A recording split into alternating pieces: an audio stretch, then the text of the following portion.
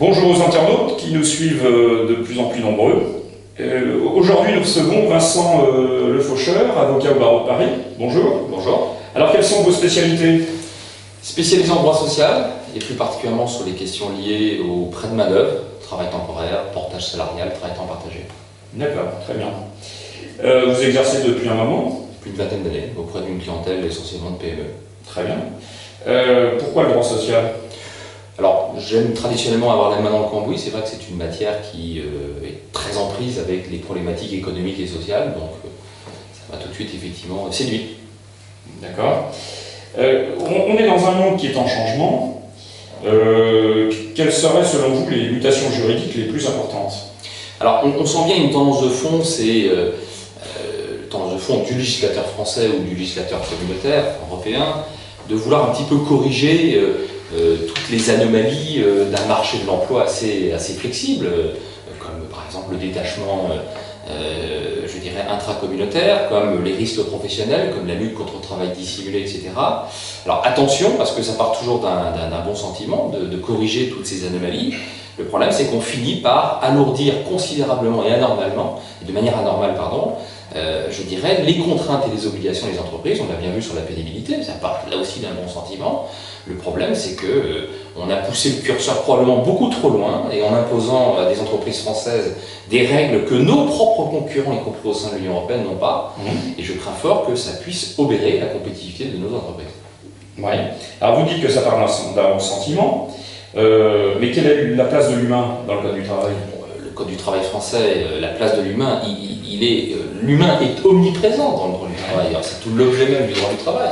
Hein, c'est de corriger ce déséquilibre, je dirais, économique ou juridique entre l'employeur et le salarié. Je pense qu'on ne peut pas, il est difficile de faire mieux ou plus que ce que le législateur français, depuis maintenant 1936, a déjà entrepris dans le cadre du Code du travail. En quoi l'Europe influence-t-elle votre métier?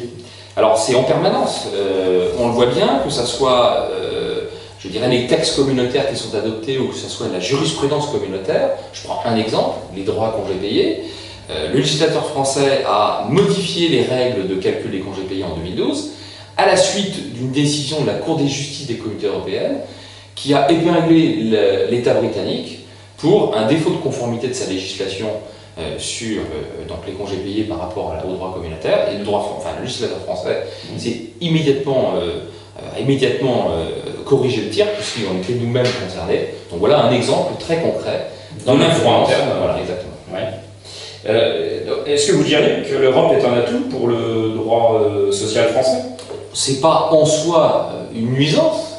Est-ce que c'est un atout? Je pense que le législateur français, enfin le droit français, le droit social français est un droit qui est particulièrement avancé pour la protection des salariés, la prévention des risques, etc. etc.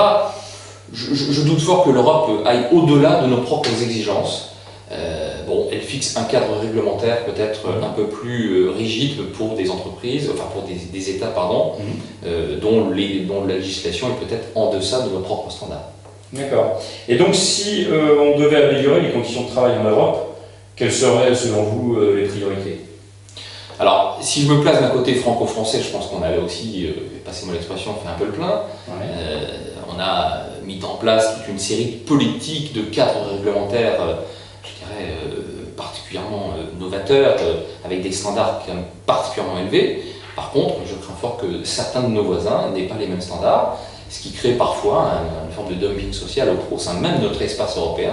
On ne parle même pas de la Chine, on ne parle même pas de l'Inde, on parle même de nos propres voisins qui ont des standards très très bas. Alors évidemment, nous on part de très haut, mais je pense qu'il y a peut-être, là c'est peut-être le rôle de l'Europe, c'est même le rôle de l'Europe de fixer un standard minimal pour harmoniser un peu les pratiques des uns et des autres. Vincent Le Faucheur, merci. Je vous remercie.